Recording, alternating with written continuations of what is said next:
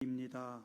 오늘도 풍성하신 하나님의 큰 은혜가 여러분과 함께 하시길 주님의 이름으로 축원합니다. 지금 러시아와 우크라이나가 전쟁 중에 있습니다. 우크라이나의 사람들의 모든 삶의 자리가 다 부서졌고 전쟁이 그들의 자유와 행복을 송두리째 빼앗아가 버렸습니다. 전쟁은 정말 참혹합니다. 모든 것을 다 깨트리고 모든 것을 다 빼앗아가 버립니다. 자기 눈앞에서 아빠와 엄마가 죽는 모습을 본 아이, 평생 어떻게 살아갈까요? 엄마는 아기 데리고 다른 나라에 난민으로 일단 피했고, 아빠는 전쟁터에서 나라를 지키다가 죽거나 장애를 입었습니다. 그 가정은 어떻게 살아가야만 할까요?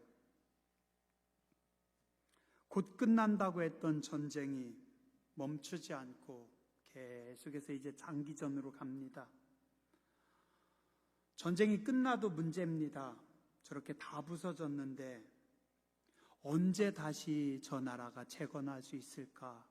저들이 언제 다시 자기들의 삶의 자리로 돌아올 수 있을까? 하는 생각을 해봅니다.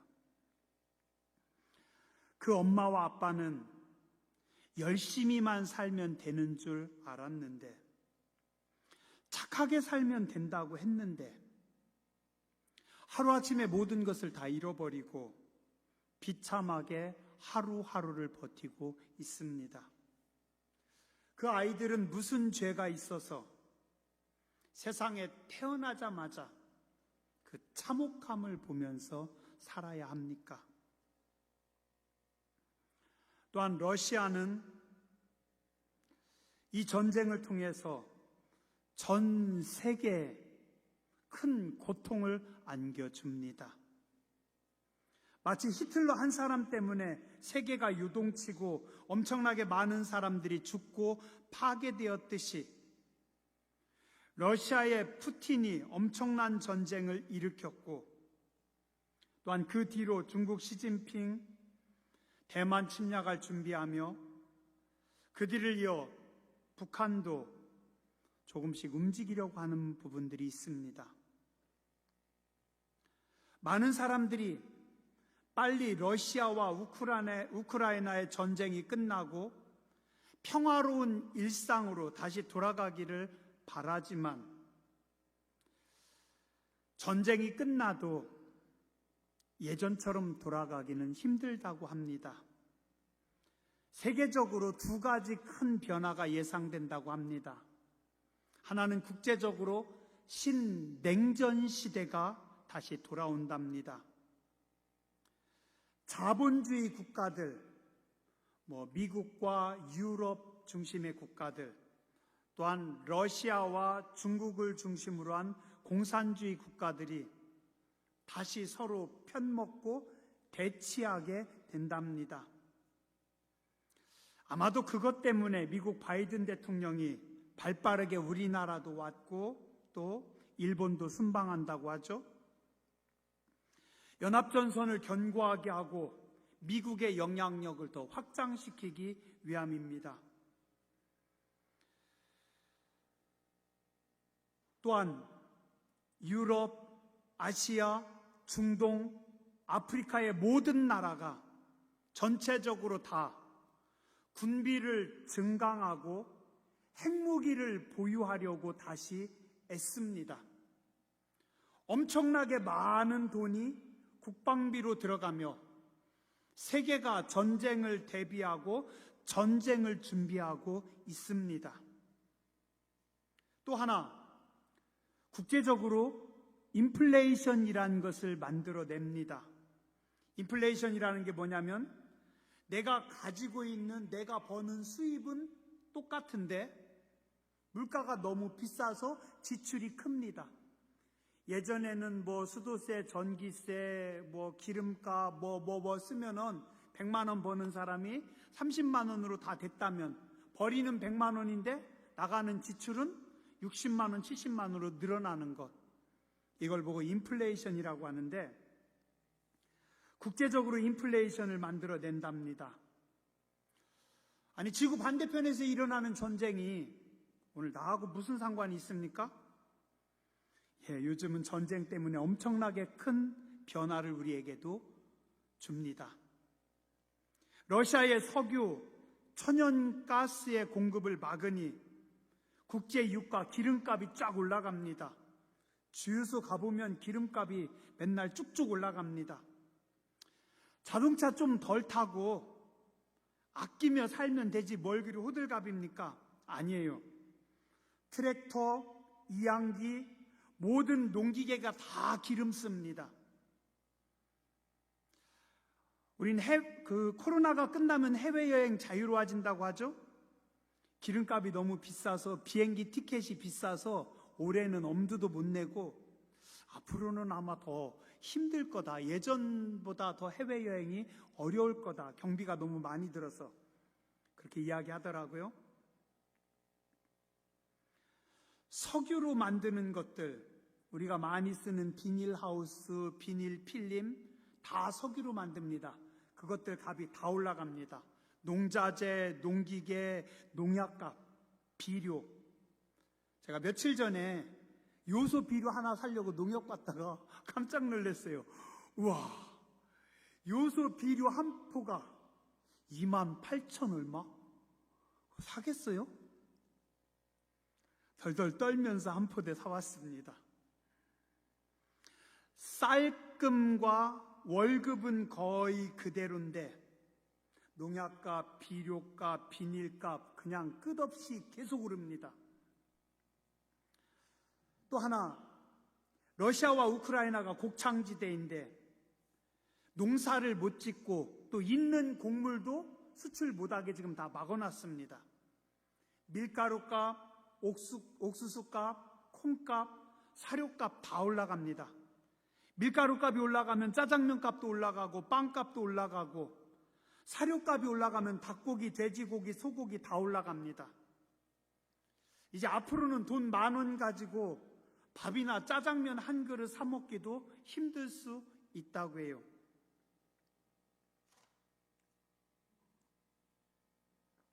계속 올라가면 우리 어떻게 살아요? 착하게만 살면 되는 줄 알았는데, 열심히 살면 되는 줄 알았는데, 부지런히 하면 되는 줄 알았는데, 죄라면 철없던 어린 시절 부모님 말씀 잘 안 들어서 공부만 안 한 죄밖에 없는데, 그래도 공부 빼고는 다 열심히 잘했는데, 그런데 오늘 나하고 상관없는 러시아의 푸틴 때문에, 몇몇 독재자들 때문에 우리는 참 많은 피해를 봐야 되고, 당분간은 몇 년은 아마 점점 살기가 힘들어진답니다. 인류가 생각하지도 못했던 코로나라고 하는 대재앙으로 인해서 2년간 많은 고난을 겪었는데, 빨리 코로나가 끝나기만 기다리고 있었는데 코로나가 끝나기도 전에 전쟁으로, 인플레이션이라는 것으로 새로운 재앙이 우리에게 밀려닥치고 있습니다. 또한 지구온난화와 환경 파괴라고 하는 무서운 칼날이 서서히 인류의 목을 조여오고 있습니다. 왜 자꾸 이런 재앙들이 우리에게 몰려오고 있을까요?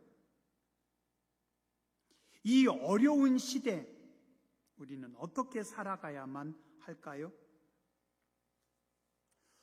성경은 말씀하시길 하나님께 가까이함이 복이고, 인간이 하나님을 떠나거나 대적할 때 인간은 엄청난 재앙과 저주를 겪게 된다라고 말씀하고 있습니다. 왜요?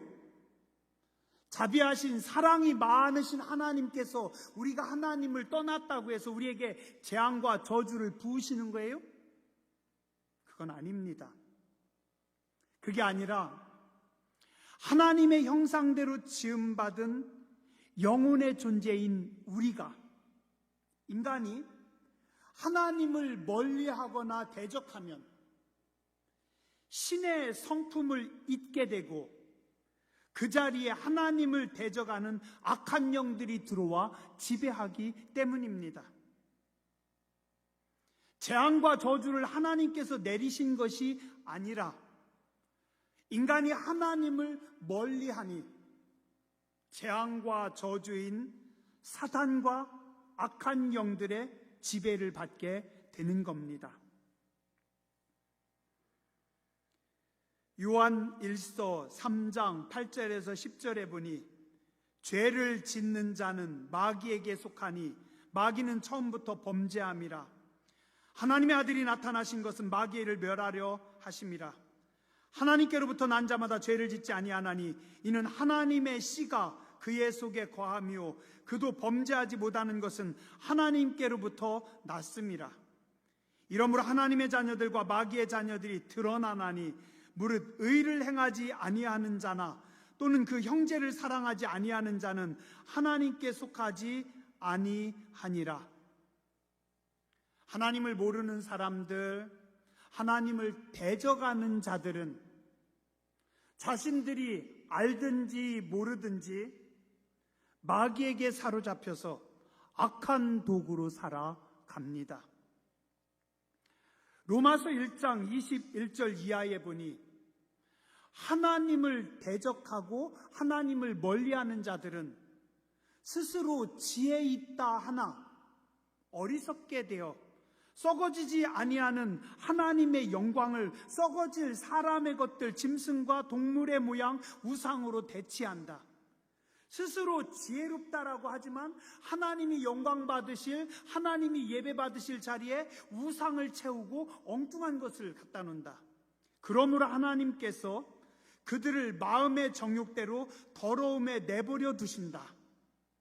또한 그들이 마음에 하나님 두기를 싫어하며 하나님께서 그들을 상실한 마음대로 내버려 두사 합당하지 못한 일을 하게 하셨다. 자, 스스로 지혜롭다라고 생각해요? 하나님 없어도 된다고 생각해요? 내가 똑똑하다고 생각해요? 여러 독재자 같은 사람들, 하나님을 마음에 두지 않습니다. 하나님 두기를 싫어합니다. 그랬더니 하나님도 어떻게 해요? 그들의 상실한 마음, 그들의 깨진 마음, 그들의 악한 심령 그대로 내버려 둡니다. 그랬더니 그들은 어떻게 해요? 곧 모든 불의, 추악, 탐욕, 악의가 가득한 자요, 시기, 살인, 분쟁, 사기, 악독, 수근수근, 비방, 하나님 미워하고 능욕, 교만, 자랑, 악을 도모하고 부모를 거역하고 우매하고 배약하고 무정하고 무자비하고. 그들은 이 같은 일을 행하는 자는 사형에 해당한다고 하는 하나님의 말씀을 알고도 자기들만 행할 뿐 아니라 또한 그런 일을 행하는 자들을 옳다 하느니라. 우리 인간은 하나님의 형상대로 지음받은 존재들이기 때문에 하나님을 가까이 하고 우리 속에 하나님의 형상이 하나님의 은혜로 채워야 하는데, 하나님을 거부하고 하나님을 대적하니 그 형상 속에 하나님의 은혜가, 하나님의 말씀이 임하지 못하고 악한 영들, 마귀들이 들어와 그 영혼을 잡습니다. 그래서 그들은 사랑이 없습니다. 무자비합니다. 하나님을 두려워하지도 않습니다. 극단적인 이기적인 집단이 됩니다. 자신들의 목적과 이익을 위해서는 수단과 방법을 가리지 않습니다. 타인의 불행, 아픔 따위는 아무런 관심이 없습니다. 아무리 아이들이 죽어가도, 아무리 집들이 파괴돼도, 아무리 세계가, 아프리카가, 중동의 국가들이 굶어 죽어도 눈 하나 깜짝 안 하고, 내가 전쟁에 밀리면 핵카드까지 쓰겠어, 핵카드를 끄집어 내가지고 만지작 하면서 협박하고 있습니다. 극단적으로 이기적이고 사랑이 없는, 하나님 없는 인간의 모습을 보여주고 있습니다. 그래서 하나님이 없는 세대는 시대를 악하게 만들고 인류와 사회를 파괴시킵니다. 신이 없는 인간은 그 똑똑함과 잔인함으로 세상에서 어떤 짓도 다 할 수 있습니다. 그래서 어쩌면 이슬람권보다 사회주의가 더 무섭고 더 위험한 집단인 것도 같습니다.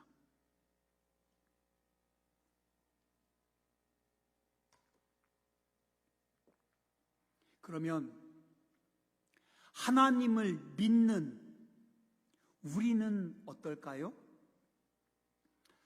제가 혼자 가만히 그런 생각 한번 해봤습니다. 어제 혼자요. 내가 만약에 푸틴이라면 나는 어떻게 할까? 내가 시진핑이라면, 내가 김정은이라면, 그럼 나는 정의롭고 깨끗하게 정치를 할 수 있을까? 어떨까요? 하나님 없는 인간들에게 정의란 단어는 없습니다. 그들이 말하는 정의는 선택적 정의일 뿐입니다. 자기 편은 정의, 상대편은 악. 왜요? 절대자이신 심판자이신 하나님을 믿지 않기 때문에 늘 그들은 내로남불입니다. 근데 우리는 어떨까? 나에게 권력이 주어진다면, 우리에게 권력이 주어진다면 우리는 어떨까? 사실 우리도요, 장담하기는 어렵습니다.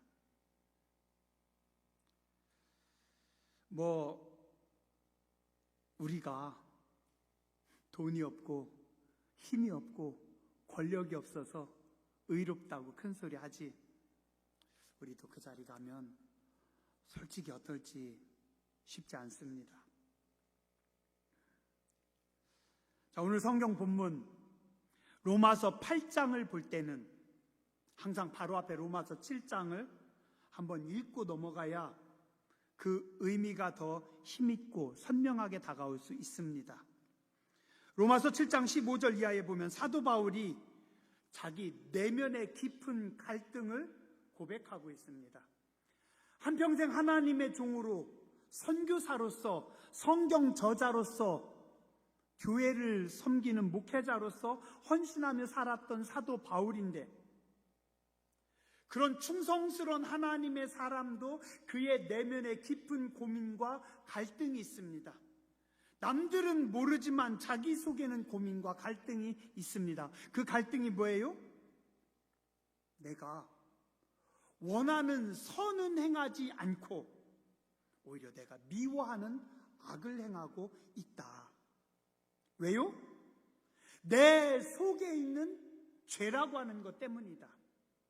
내가 가만히 나를 살펴보니 나라고 하는 인간은, 내 인간 깊은 곳에 하나님을 사랑하고 하나님을 섬기는, 하나님의 말씀대로 살려고 하는 거룩한 열정이 있고, 근데 또 한편에 내 육신의 욕구대로, 내 몸이 원하는 대로, 내가 기뻐하는 대로 살아가려고 하는 죄의 욕구가 함께 있다. 내 마음속에 가만히 살펴보니 두 개의 마음이 같이 있다. 지금 사도 바울이 고백합니다. 내 속에 깨끗하고 거룩한 하나님이 기뻐하시는 마음과 육신적인 죄악의 마음이 함께 존재하고 이것들이 충돌하며 싸운다. 내가 하나님의 말씀과 하나님의 뜻대로 거룩하게 살려고 노력하면 꼭 내 속에서 육신적인 죄악의 법이 거룩한 의지의 발목을 잡아 당겨서 나로 하여금 죄를 짓게 하고 나로 하여금 하나님의 말씀대로 살지 못하게 한다. 그러면서 사도 바울은 고백합니다. 오호라, 나는 곤고한 자다. 이거 우리말로 번역하면 나 정말 미치겠다. 이 죽음의 몸에서 누가 나를 건져내랴. 죽음 같은 고통을 사도 바울이 겪고 있대요. 왜요? 자기 속에 거룩한 마음과 악한 마음이 충돌하며 날마다 싸우기 때문에. 거룩한 마음은 오늘은 주일이니까 새벽기도 좀 가자. 육신의 마음은 졸려. 새벽기도 가면 주일날 낮에 예배 시간에 졸아. 거룩한 마음은 선을 베풀려고 하는데 육신의 마음은 너도 없어. 아껴야지. 그러다 쓰러지면 어떡하려고. 그러다 다치면 어떡하려고. 사도 바울은 그 속에 날마다 두 마음이 서로 엉켜서 싸우고 있고 자신은 그 사이에서 괴롭다라고 고백합니다. 여러분들은 어떠세요? 혹시 여러분들도 이런 마음 경험해 보셨어요? 어때요? 저도 이 로마서 7장의 말씀이 늘 와닿습니다. 어쩜 나하고 똑같을까? 근데 그 사도 바울이 로마서 8장으로 넘어가면서 아주 힘차게 고백합니다. 2절에 보니 인간적으로는 육신적으로는 나도 한없이 약하고 무너지는 어리석은 존재지만 누가? 생명의 성령의 법이 나를 자유롭게 한다. 내가 육신적으로 내가 죄악 때문에 내가 무너지지만 내 속에 거룩한 의지에 뭐가? 생명의 성령의 법이 임하니까 이 거룩한 의지가 강해지고 힘을 얻고 육신의 의지를 누르고 나로 하여금 나가서 승리하게 만드신다. 5절과 6절에 보니 육신을 따르는 자는 육신의 일을 생각하지만 영을 따르는 자는 영의 일을 생각하고 육신의 생각은 죽음을 향해 나가지만 영의 생각은 생명과 평안이니라. 7절과 8절에 보니 육신의 생각은 하나님과 원수가 되고 하나님을 기쁘게 할 수 없다.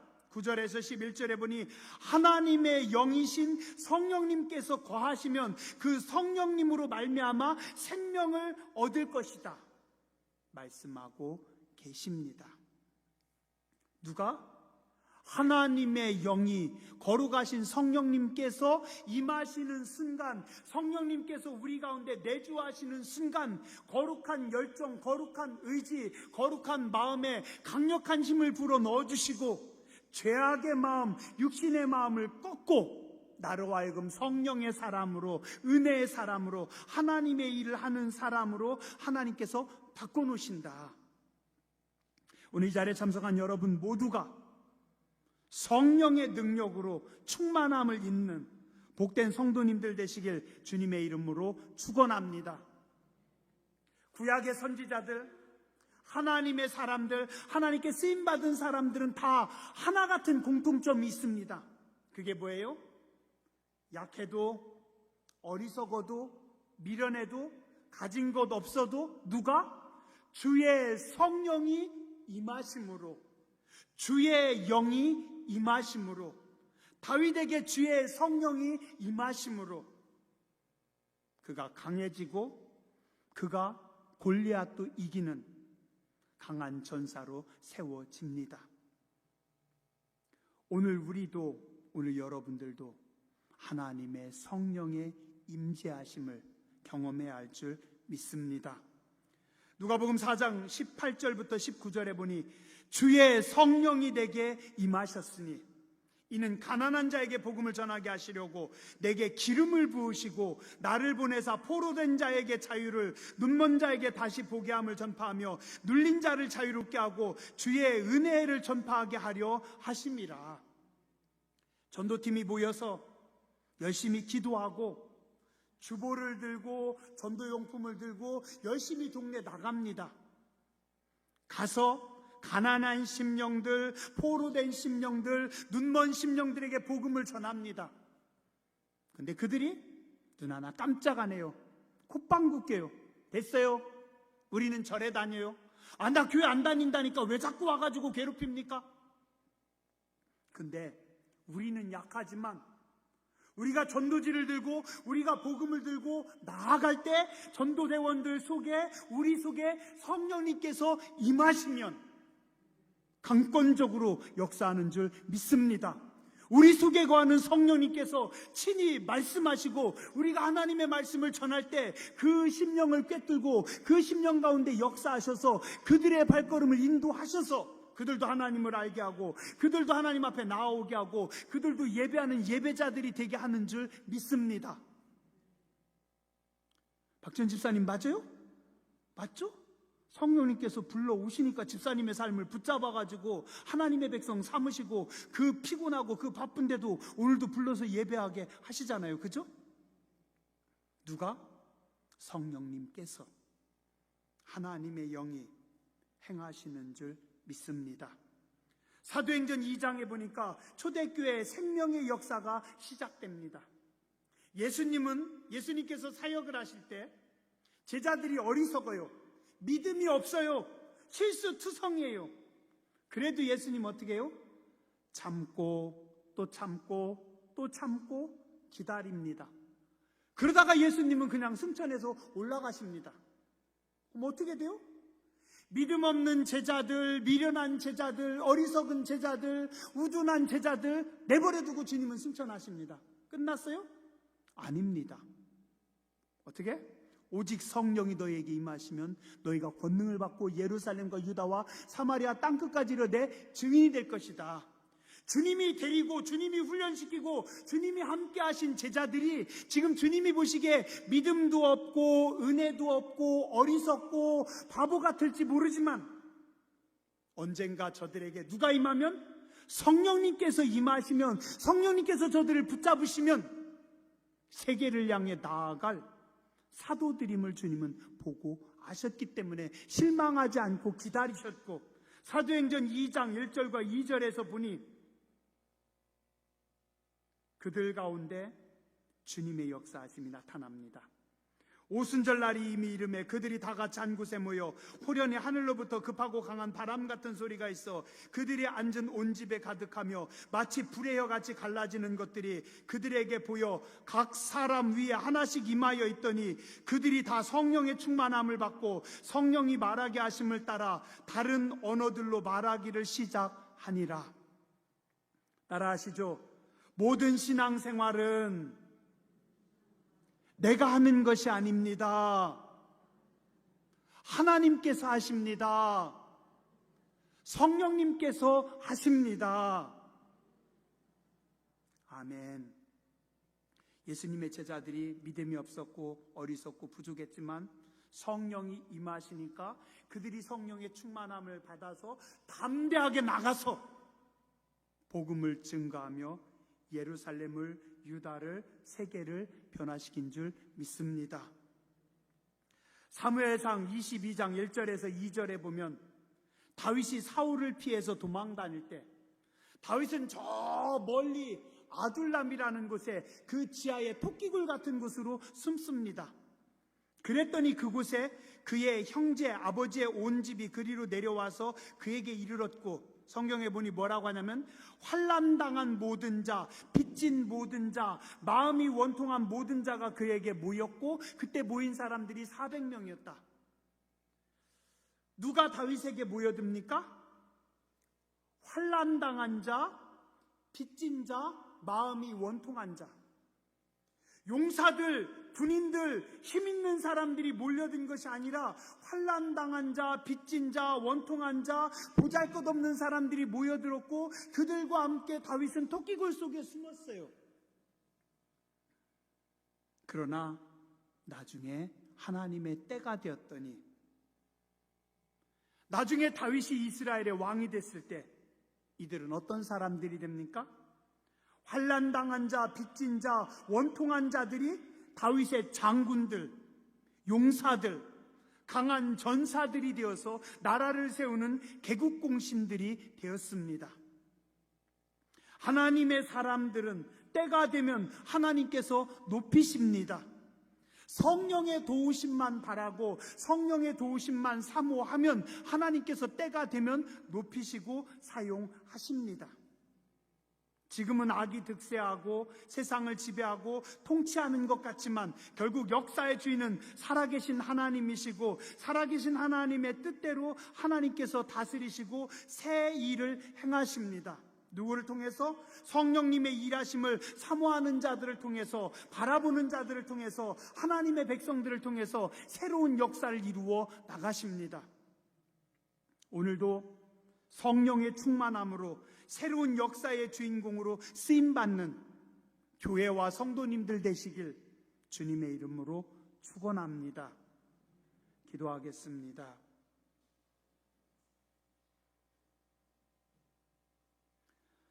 코로나의 소문이, 전쟁의 소문이, 경제 불황의 소문이, 환경 오염의 소문이, 여러 가지 크고 작은 안 좋은 소식들이 우리의 가슴을 철렁철렁하게 하지만 오직 의인은 믿음으로 산다고 했습니다.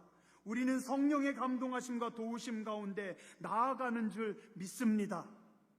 하나님의 영으로 충만한 자들 되게 하여 주시고 의의 도구들이 되게 하여 주시고 세상 가운데 나아가 하나님의 나라를 선포하며 하나님의 나라를 확장시키는 거룩한 백성들, 은혜의 백성들 되게 하여 주시옵소서.